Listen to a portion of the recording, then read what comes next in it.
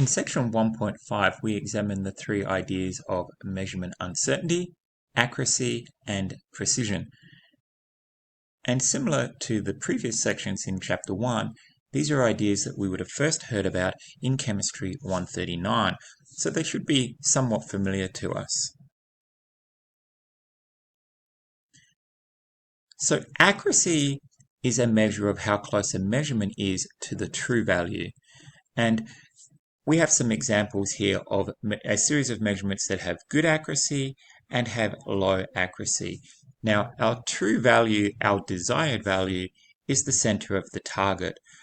So you can see that these measurements are way off center, so therefore they have low accuracy.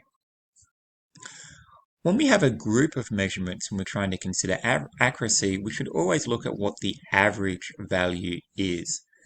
So if I look at these four measurements in the bottom here, I can kind of see that two of them are over to the left, to the far left. One is over to the far right.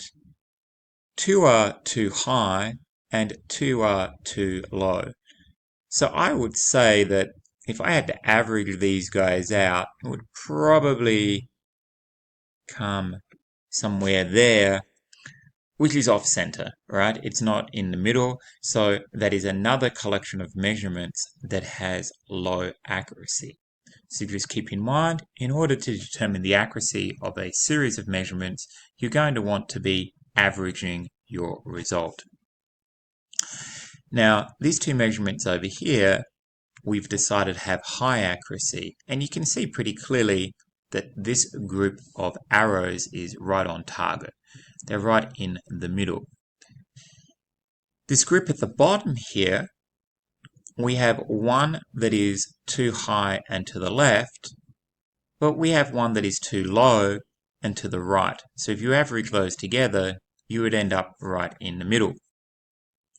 Similarly, we have one that is too high and to the right, and we have one that is too low and to the left. So again, averaging those would put them right in the middle. So when we average all four of these measurements, we actually end up right on target. So both those sets of measurements have high accuracy. Precision is how close a series of measurements are to each other.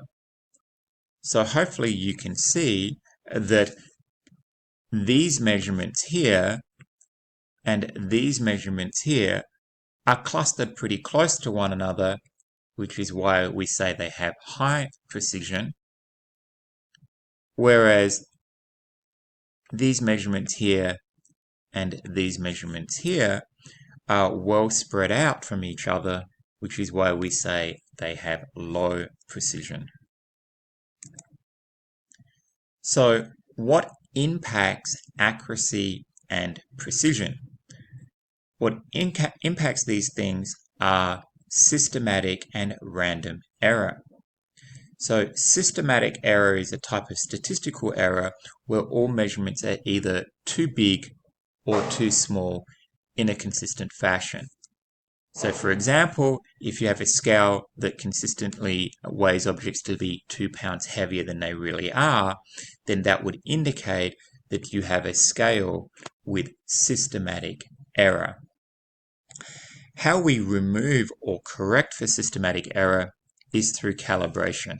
And we actually have to do this with our balancers in the lab every now and then. We have to run a little routine where we weigh out some standard weights to make sure that our balancers are well calibrated. Random error results in measurements that are sometimes too big and sometimes too small in comparison to the true value. The reason that we observe random error is because, well, people are only so good at making measurements and devices can only be built so well.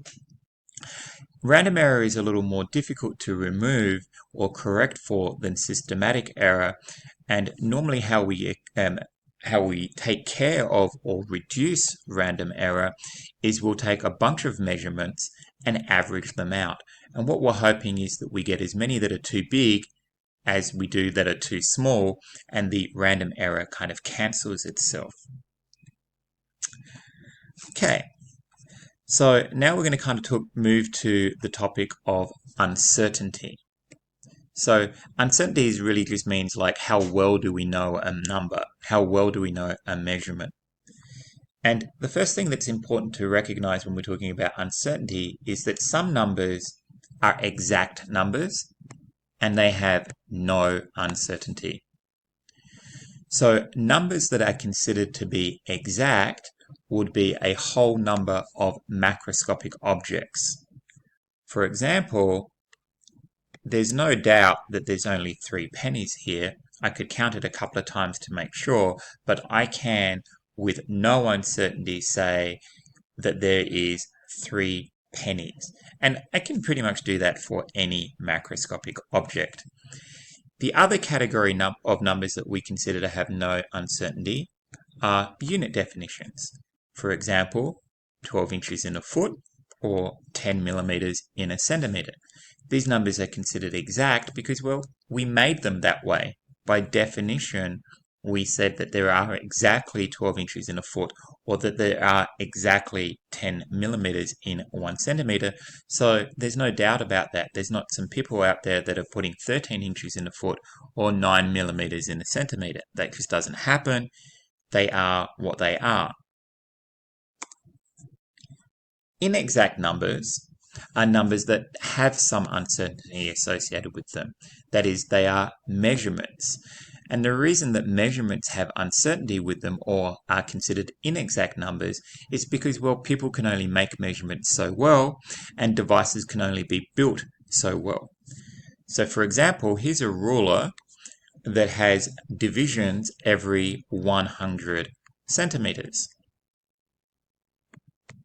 Every 100 centimeters. So it's not that great a ruler. There's going to be, it's going to lead to measurements that are pretty inaccurate because, well, the markings are every 100 centimeters, and that's a long way. That's 1 whole meter, or about the length of your arm. So if I was asked, where does this blue line fall on this scale, I couldn't really give that good a kind of, guesstimate.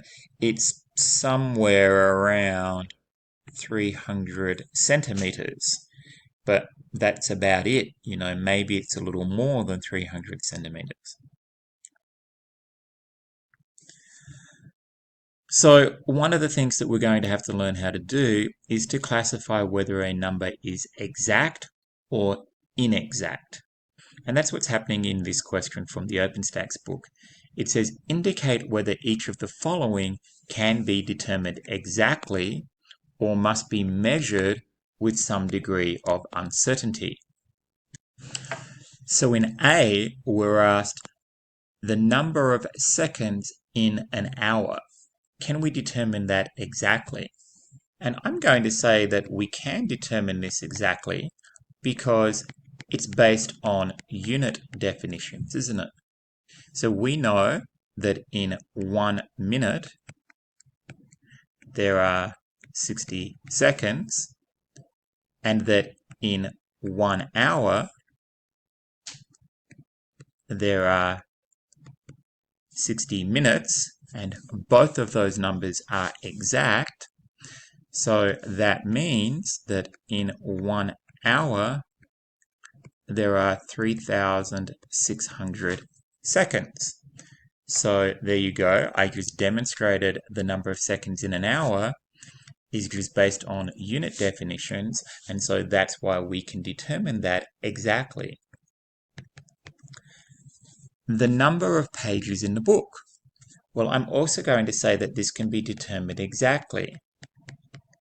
It is a whole number of macroscopic objects. We might have to count the pages a few times to make sure that we don't make a mistake, but we could do this exactly. This is the number of grams in your weight.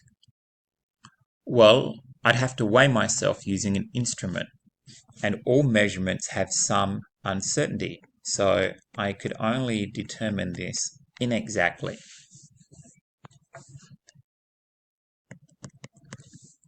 For D, they're asking the number of grams in 3 kilograms. So we've got 3, I can do this exactly, 3 kilograms.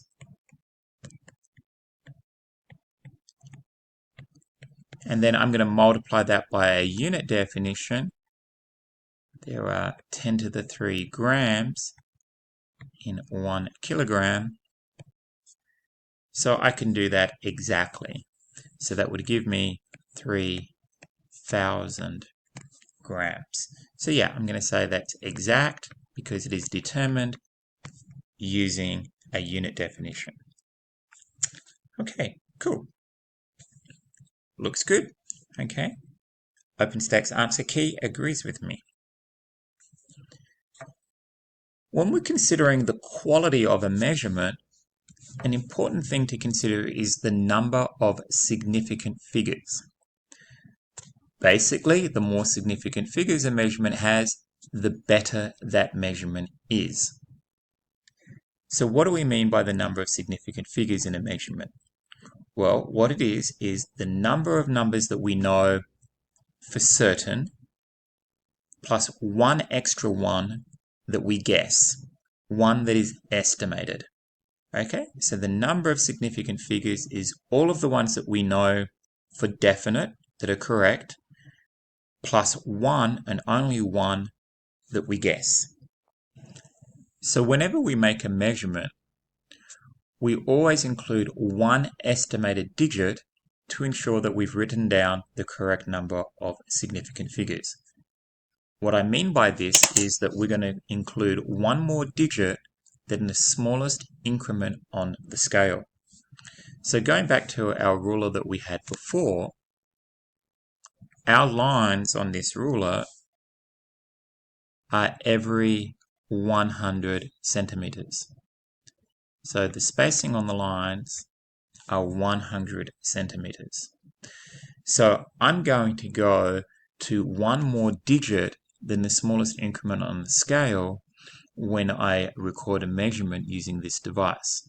So I'm going to record measurements not to the hundreds, but to the tens. The hundreds I'm going to be able to read off the scale. Those are the ones that I know with certainty. The tens I'm going to guess. That's my estimated digit.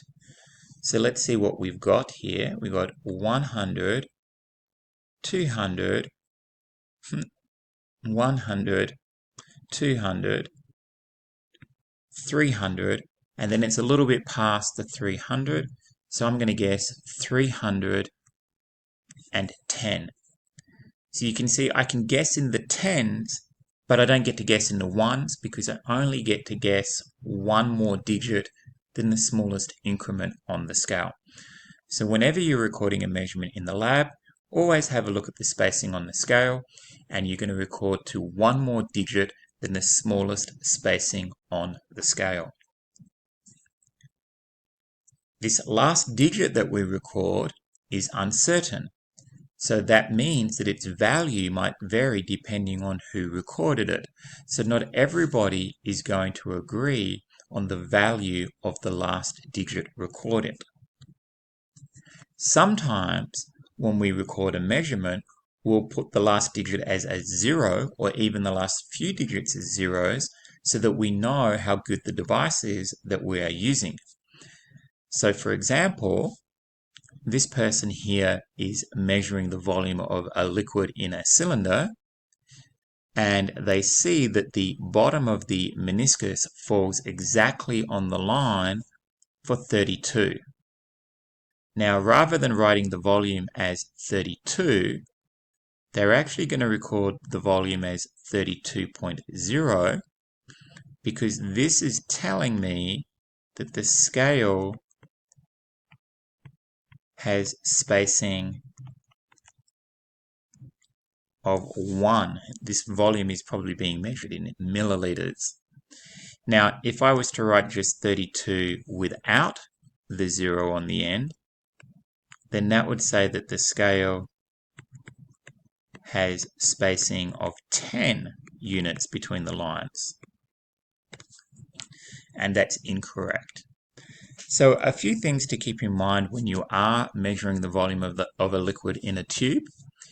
You always want to try to get your eyes level with where you're measuring. That avoids what we call parallax error. So you might have noticed that if you're in a car with an analog speedometer, the person in the passenger seat will read the speed different from the person in the driving seat. You also want to remember that we're always going to measure from the middle of the meniscus, whether it's pointing up or pointing down. We're always going to go from the center of the meniscus. So that is the bottom of the curve or the top of the curve. So when we are reading a measurement and we're being asked to count up the number of significant figures in that measurement, there are 4 rules that we want to remember. Any number that is not 0 is significant.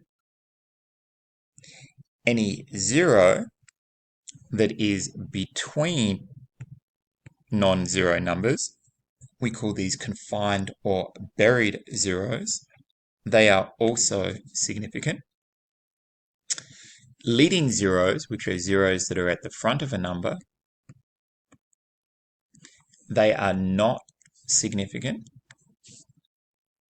And trailing zeros, which are zeros that are at the end of a number, they are only significant if the number has a decimal point.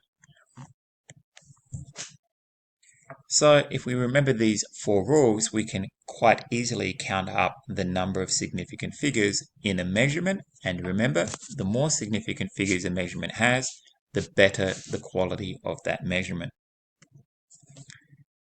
So the first rule was that if a number is not 0, then it's significant.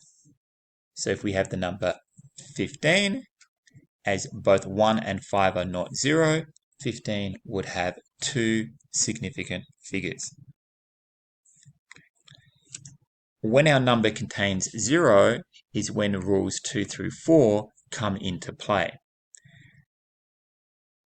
The rule regarding zeros at the front end of the number is that leading zeros are not significant. For that reason, both these measurements here have 2 significant figures. Only the 1 and 2 are significant because all of the leading zeros are not significant. Confined or buried zeros that are located between non-zero numbers are always significant. If we think about this, if I had borrowed $5,005 from you, and then I attempted to pay you back with $55 because I said, well, buried zeros are not important, you would be quite annoyed. So you can see that we can't remove the confined or buried zeros without radically changing the value of the number. So 0.05003 has 4 significant figures because the leading zeros don't count, but the 5 and the two buried zeros and the 3 do count. So you might be asking, why is it that leading zeros are not significant? Well, let's think about this. If I have 1 cent, and then I would have $0.01. So you can see by simply changing units, I've introduced 2 leading zeros. So leading zeros can be manipulated by changing the units. So that is, but they don't necessarily improve the quality of the measurement. So for that reason, leading zeros are not significant. It gets a little bit complicated with zeros that are at the end of a number, what we call trailing zeros. These zeros are only considered significant if the number has a decimal point. So looking at this number here, the leading zero is not significant, but the 2 zeros at the end of the number are significant because our number has a decimal point. So for this reason, we would say that this particular number has 4 significant figures. However, if we have this number here and there is no decimal point, then we would say that this number has 2 significant figures because the trailing zeros do not count. So a classic type of problem is simply to count up the number of significant figures in a measurement. So in A, we have 2 numbers that are both not 0. They are non-zero numbers, so that number there has 2 significant figures. In B, we have a number written in scientific notation. And it's really easy to determine the number of significant figures when we write a number in this format. We just count up however many digits there are in the coefficient. And the reason that that works is because in scientific notation, we never begin a number with 0. We always begin it with a non-zero. And our number always has a decimal point, so any trailing zeros or any buried zeros always count. So this particular number has 3 digits in the coefficient, so it has 3 significant figures. In C, you can see that a comma has been used to help us count up the number of digits that we have. This is kind of an old-fashioned idea. It's preferred not to do this because in many countries in the world, a comma is used where North Americans use a decimal point. So it can be confusing for folks from Europe and Africa and other places when we use commas in this way. What's preferred if you're trying to help people count how many digits in a number is to leave a space where traditionally people have put a comma. Normally this is every 3 digits. Okay, so let's count up the digits in this number. We've got 1, 2, 3 non-zeros, and then we've got 2 buried or confined zeros. So in total, we've got 5 significant figures. For D, we're back to a number written in scientific notation. So all we're going to do is just count up how many digits are in our coefficient. So we've got the 9, the 7, the 4, and the 0. So that is 4 significant figures. And OpenStack seems to agree with me. 2, 3, 5, and 4, and we didn't do those 3. Okay, cool. Now, what's going to happen when we're doing things like we do in the lab, where we take a group of measurements and perform some math on them? We did this recently. We were calculating a density by taking a mass and dividing by the volume. Now, often what will happen is that one measurement will have more or less significant figures than the other. So say we had measured our mass to have 5 significant figures and our volume to have 3 significant figures. How many digits should we give in our answer when we divide these two numbers? Well, that's where our first operational rule comes in.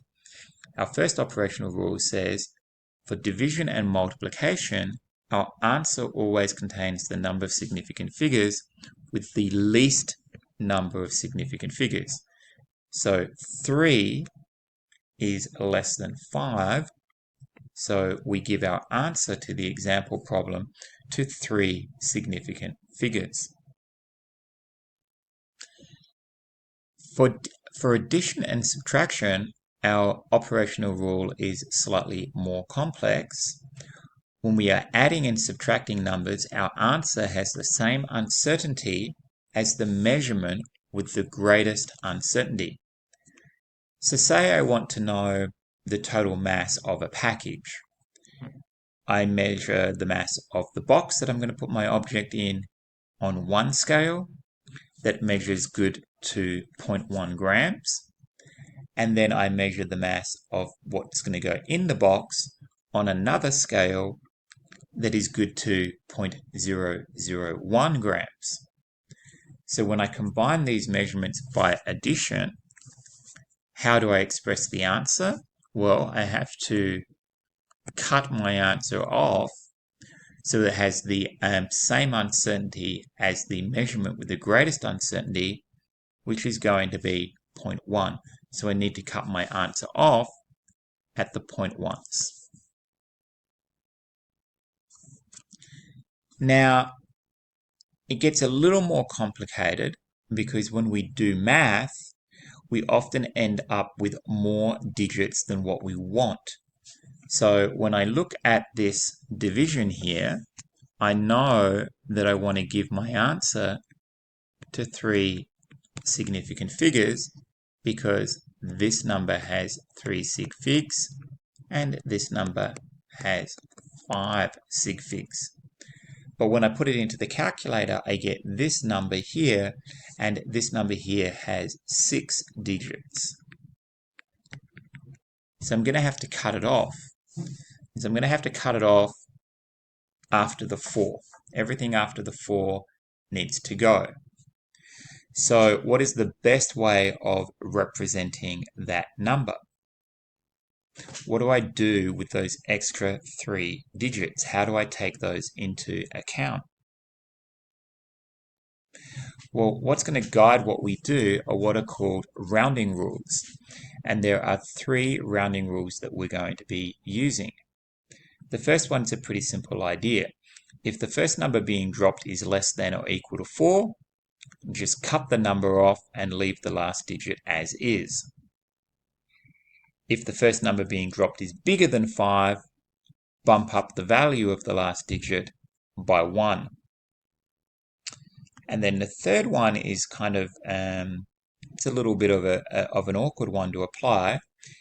If the numbers being dropped are exactly equal to 5, then we're going to round up if the last number being kept is odd. But if the last number being kept is even, we're going to leave things alone. So let's have a look at our density calculation from before. We want to round this guy off to 3 significant figures. So we want to cut it off after the 4. So I look at what remains, and it's 0. So really when I'm looking at this, what I'm thinking is, am I going to leave it as 1.04 or am I going to round it up to 1.05? That's what I'm considering. And even without thinking about our rules, we can probably see that 1.04 is the best approximation of this number.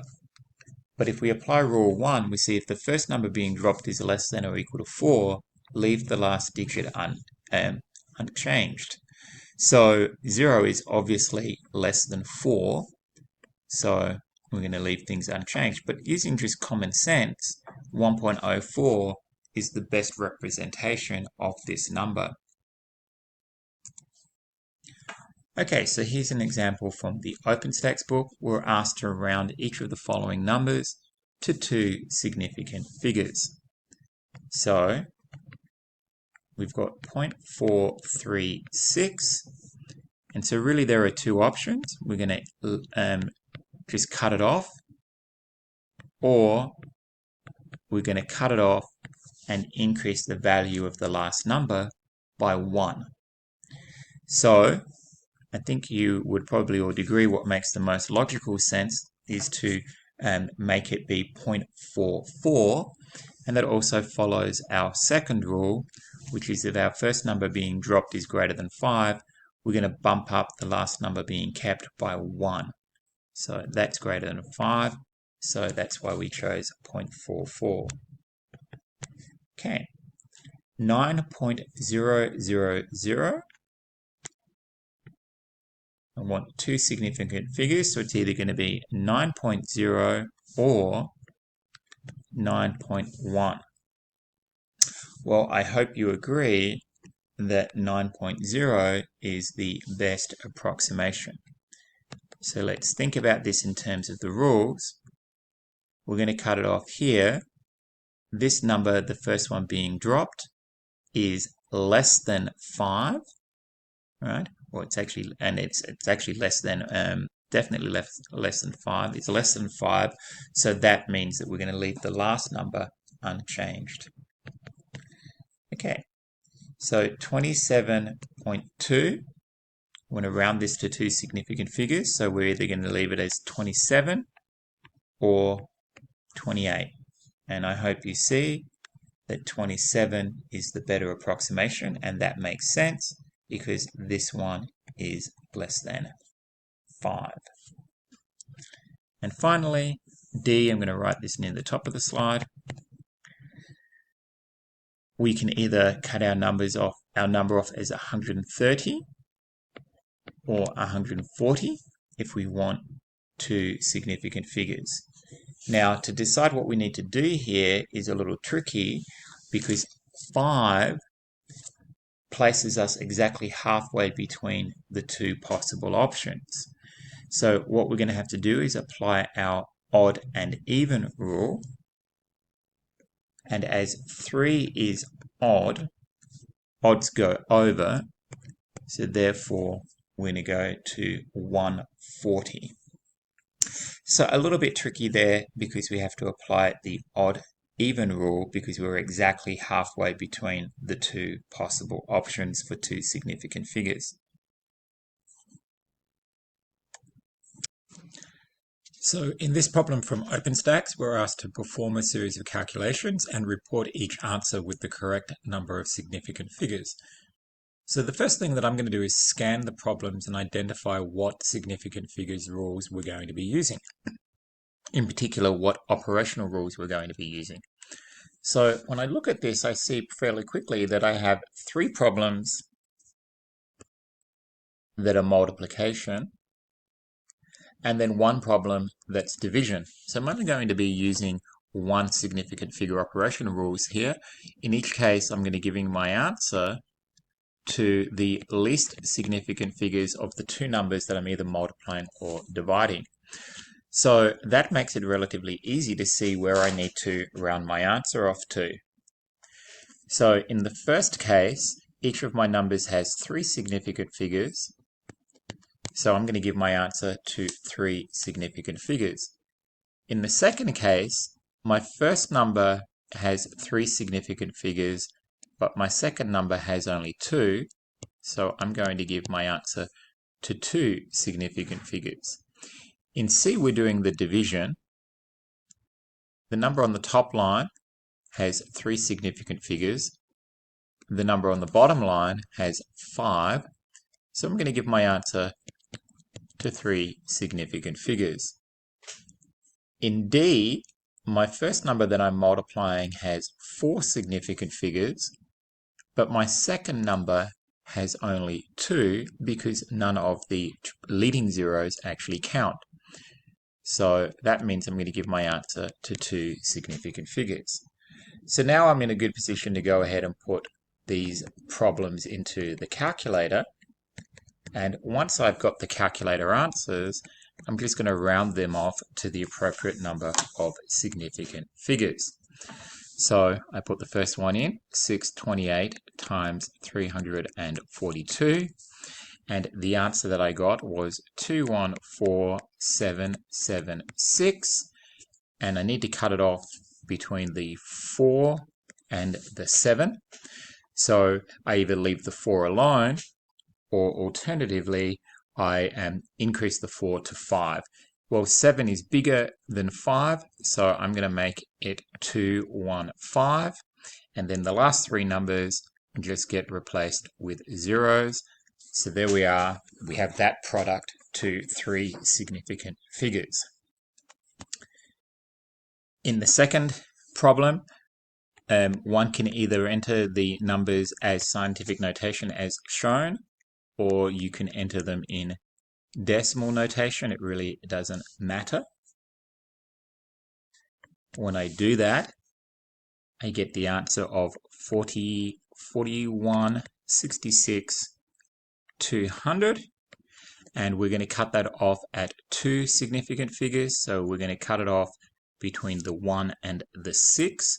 So do we leave it as a 1 or do we make it a 2? Well, 6 is bigger than 5, so we're going to make that 1 a 2. So it's going to become 42, and then we have 1, 2, 3, 4, 5 zeros to finish the number off. C is our division. So we have 28 divided by 13.483. That gives us 2.0766892 as the calculator answer. And we need to cut this off at 3 digits, so between the 7 and the 6. So do we leave the 7 as it is, or do we round it up to 8? Well, 6 is bigger than 5, so that means that our answer is going to become 208. Okay, for D, I'm going to put D at the top of the slide again. We are 8119 times, and then we've got 1, 2, 3, 4 zeros, and 23. Put that into the calculator, and I got 0.186,737, and we have to cut that off between the 8 and the 6. So we either leave the 8 alone or we increase it by 1. 6 is bigger than 5, so that's going to become 0.19. So not too bad. Identify how many significant figures we need by using the appropriate rule. Do the math, get the calculator answer, and then round to the correct number of significant figures. You can give your answers that have a lot of zeros in them using scientific notation if you want to, but you're not obligated to in this case. Okay, and checking against the answer key provided by OpenStax, looks like we got all of these guys correct. An important thing to recognize is that exact numbers do not in any way influence the number of significant figures in a result of a calculation. A good way of dealing with exact numbers is to consider them as having infinite significant figures. So a good example of that is if we were asked the question, what is the length of a stick in inches that has a length of 3 feet? So basically we want to turn 3 feet into inches. And we can see that our 3 here has 3 significant figures because the 2 trailing zeros count as our number has a decimal point. So doing this conversion is pretty simple. 3 feet, and we know that in 12 inches there is 1 foot. So multiplying those two numbers together gives us 36 inches. Now you can see that I gave the answer to 3 significant figures. So why did I do that? Well, we need to use our operational rule for multiplication that says we're going to go with the least sig figs. Our first measurement, the 3, has 3 significant figures because both the trailing zeros count as they come after the decimal point. But our conversion factor, because it's based on exact numbers, it's a unit definition, it has infinity significant figures. So 3 is less than infinity, so therefore we give our answer to 3 significant figures. So that concludes section 1.5. I hope you found the video helpful, and good luck with mastering this content.